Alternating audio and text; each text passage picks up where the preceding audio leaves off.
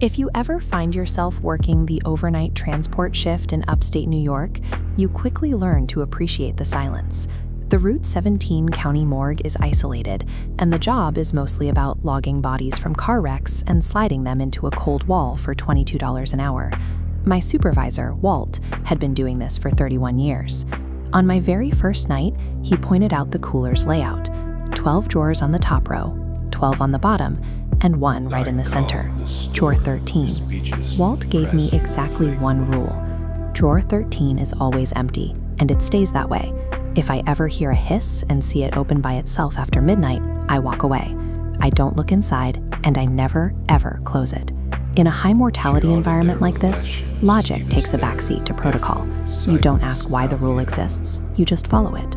That structure provides a necessary psychological anchor, convincing you that as long as you obey the procedure, the environment remains under your control. That control lasted 8 months. Then came a Thursday night in January. The snow was falling so heavily that even the ambulances couldn't make it up the hill, leaving me entirely alone in the building. At 1:47 a.m., the power flickered, and the compressors groaned back to life.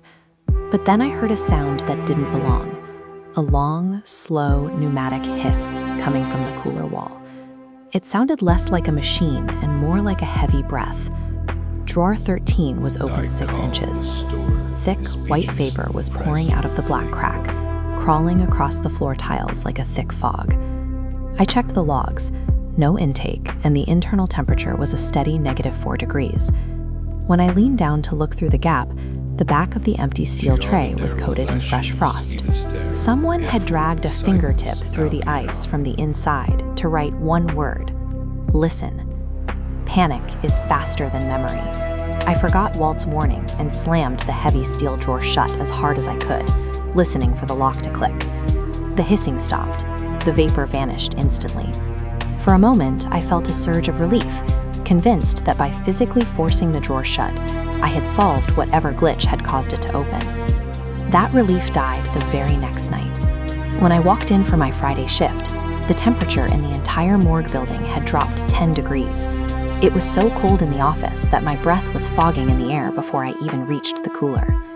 At 1:13 a.m., the hiss returned, louder this time. Drawer 13 slid all the way open until it hit the stops with a heavy clang. Inside was a small, puffy blue winter coat, covered in fresh snow that refused to melt. I picked it up with my gloves. The name tag on the collar read Mickey. That was my nickname as a kid. Only my mother used it, and she had been dead for over a decade. Tucked inside the coat was a freezing Polaroid photograph. It showed the morgue's loading dock during a blizzard, dated January 19th, 1987. A boy in that blue coat looked out the door. Standing in the shadows behind him, in my navy scrubs and work boots, was me. My radio crackled with static, and then a child's voice whispered right into my ear. "You closed it. Now you have to wear it." I realized the morgue wasn't just a place where things were stored. It was active. By breaking the rule, I hadn't just made a mistake. I had invited whatever was in that drawer to recognize me. I needed to know what happened in 1987. I ran to the office and pulled the physical paper logs from the bottom of the file cabinet, flipping back 30 years. On January 19th, a Greyhound bus had skidded off a bridge on Route 17 during an ice storm. 14 people died, overwhelming the small facility. The intake log showed an unidentified 9-year-old male assigned to drawer 13 as a temporary hold. The attendant on duty who processed him was W. Kowalski. That was Walt. The notes in the margin were the most chilling. They said the child woke up at 1:47 a.m. asking for his mother. He wasn't dead. But Walt, scared he'd lose his job for the error, logged him as deceased and slid him back into the dark. Walt had sealed that drawer to hide his own cowardice. For 30 years, he'd been leaving it open, hoping the boy would finally find the exit he'd been denied. But the drawer stayed as cold as the night Mickey died. When Walt came in Saturday morning, I showed him the photo. He didn't deny it. He told me Mickey was his own little brother. He'd spent decades waiting for the boy to leave, but because I'd slammed the door, the ghost had shifted its focus to me. I went back to the cooler one last time. Drawer 13 was slightly open, and my own navy scrub top was lying on the tray, soaking wet and smelling of summer asphalt. I was being replaced. I quit on the spot, drove home, and threw my uniform into a fire pit in my backyard. I watched the fabric curl and turn to ash, desperate to destroy any connection I had left to that building. I watched the smoke rise and tried to tell myself I was safe. But the rules of the morgue weren't tied to my employment or the building on Route 17.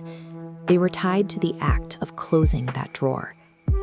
At 1:47 a.m., I woke up in my own bedroom to the sound of a hiss. White vapor was crawling across my carpet, pouring out from under my closet door. My wife found me on the couch the next morning. She asked why there was wet snow in the closet and why a small blue coat was hanging there. I looked at the name tag, Mickey Harlow, my own last name. I went back to the morgue that night to see it through. Drawer 13 was open, holding a frozen version of myself. The boy in the blue coat stood there, smiled, and finally walked out the loading dock door into the snow. Walt told me the boy was gone, but the drawer had to stay open for the next one.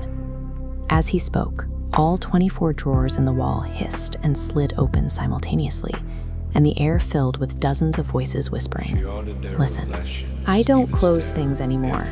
Not my closet, not the garage door, and certainly not the deep freezer that opened itself in my kitchen last night. I'm just sitting here in the dark, watching the vapor hit the floor, waiting for the sun to come up."